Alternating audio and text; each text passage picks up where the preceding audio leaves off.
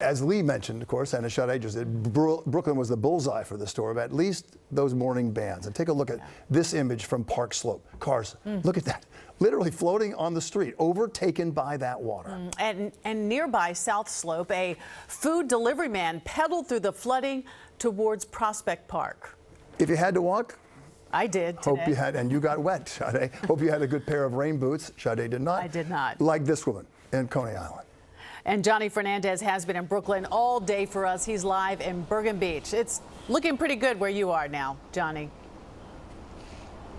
Yeah, good afternoon, Sade. And it is looking a lot different from where we were at earlier in Gowanus, where flooding was a huge issue. Drivers had to leave their car in the middle of the street where it was flooded. Here in Bergen Beach, parents actually had to come to the Roy Mann Middle School. That is a school right behind me because their elementary school, the nearby elementary school, was also flooded, and there was a boiler issue there.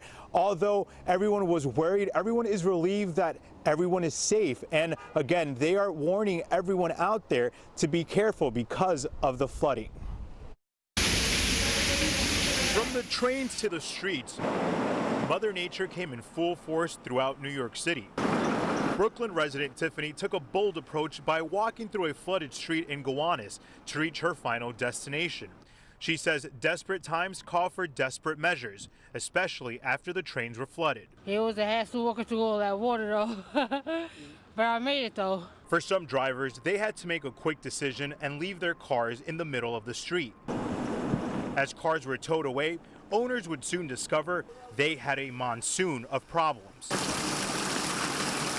While some drivers drove right into their problems, others were lucky and continued their workday. I thought my bike was gonna break. I don't know if it might break. I might just chill for like 10 seconds, let it dry out.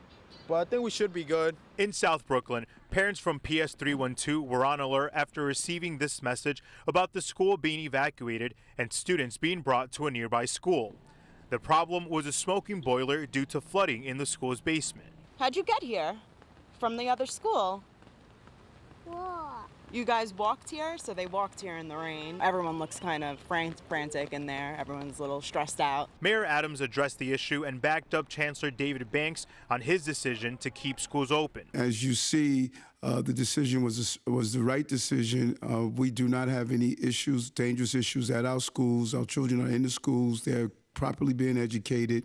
And I believe the chancellor made the right call. Despite a day filled with unexpected challenges, some people are simply making the best of it. I took the train until I couldn't take the train, and then I took a lift down here. So now I'm thinking I might be walking home, get a little exercise if I don't go for that swim I was talking about. So a big question parents had here in Bergen Beach was why exactly did kids go to school if the chancellor and the mayor knew that the weather was going to be intense and obviously flooding was going to be an issue? And like the mayor said a couple of minutes ago, that he believes that school is the safest, it's the safest place for students during a time like this. And he also stressed that there are a number of limited days that students are allowed to miss school. So they want to make sure that they use those days wisely. And in regards to remote learning, the chancellor and the mayor also said that remote learning is the last option for students.